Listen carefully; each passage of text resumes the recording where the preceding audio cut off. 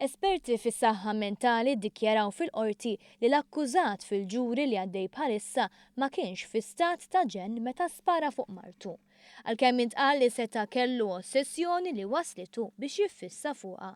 Il-każ seħħ f'Settembru tal-2012 meta l-koppja argumentaw fir-Rabat fejn allegatament il-mara ta' Karmel Kutajjar baqgħet tinsisti li ma tmurx lura d-dar u l-eks kontistabli sparala 3 tiri. Wara spara tir lejh innifsu li kkawżalu biss ġrieħi superfiċjali.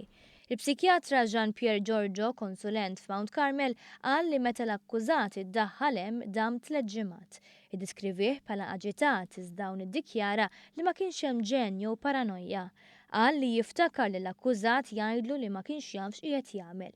Filwaqt li l-psikjatra għamilha ċara li fil-ħin tal-offiża l-akkużat kien legalment f'siktu.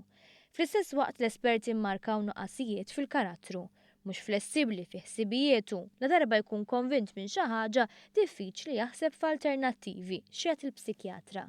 Fost ix-xhieda kien hemm l-ispettur Keith Arnaud li qal li f'25 sena fil-korp l-akkużat kien iddixxiplinat biss darbtej filwaqt li ma sema' l-ħati jilmenta dwaru. Xedu wkoll pulizija oħra involuti fl-investigazzjoni fejn ikkonfermaw kif l-akkużat mar lassa wara li seħħ il-każ, kellu ferita viċin sidru u l-arma li ntużat kienet fil-karozza.